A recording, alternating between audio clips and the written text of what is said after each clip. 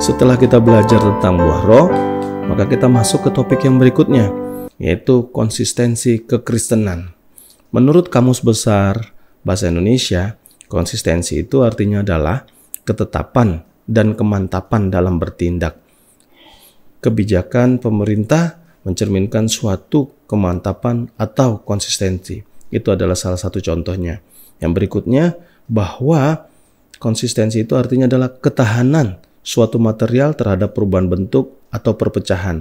Jadi konsistensi itu dapat berarti bahwa seorang itu tahan terhadap sebuah perubahan ataupun juga perpecahan karena dia memiliki kualitas.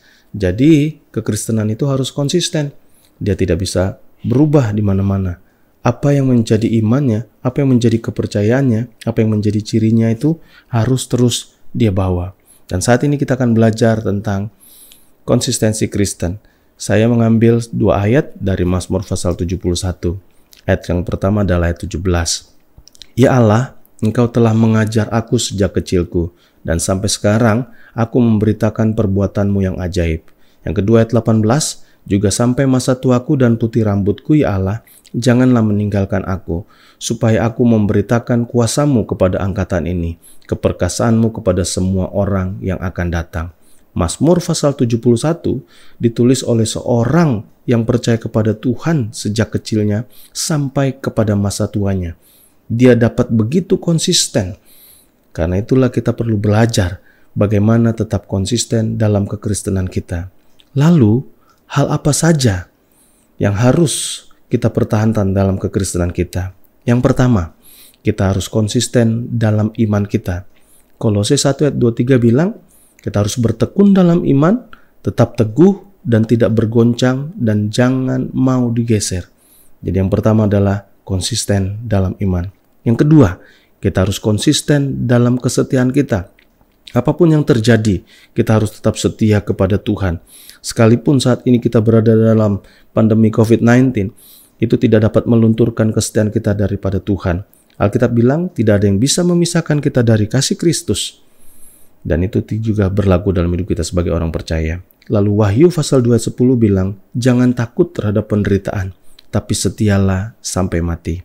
Yang ketiga, kita harus konsisten dalam hubungan kita dengan Tuhan. Dalam ketakutan dan kecemasan menghadapi pandemi COVID-19 ini, seharusnya menjadi satu sikap kita untuk lebih erat lagi kepada Tuhan. Menjadi pemikiran kita seberapa dekat kita dengan Tuhan. Karena Yohanes pasal 15 ayat 7 bilang, ketika engkau tinggal dalam aku dan firmanku tinggal dalam kamu, maka engkau akan menerima apapun juga yang kau kehendaki. Tapi ayat 5 dalam Yohanes 15 juga bilang, di luar aku, kamu tidak dapat berbuat apa-apa.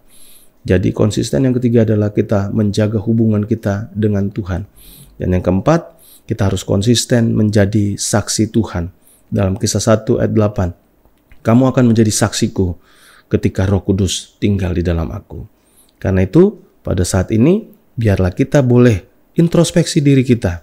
Sudahkah saya Kristen yang konsisten dalam iman saya? Sudahkah saya menjadi orang Kristen yang konsisten dalam kesetiaan saya? Sudahkah saya orang Kristen yang konsisten dalam relationship saya atau hubungan saya dengan Tuhan? Dan sudahkah saya seorang Kristen yang konsisten dalam saya menjadi saksi Kristus? Kiranya kita dapat mempertanyakan ini dalam hidup kita dan kita dapat tetap konsisten sebagai anak Tuhan. Tuhan Yesus memberkati kita semua.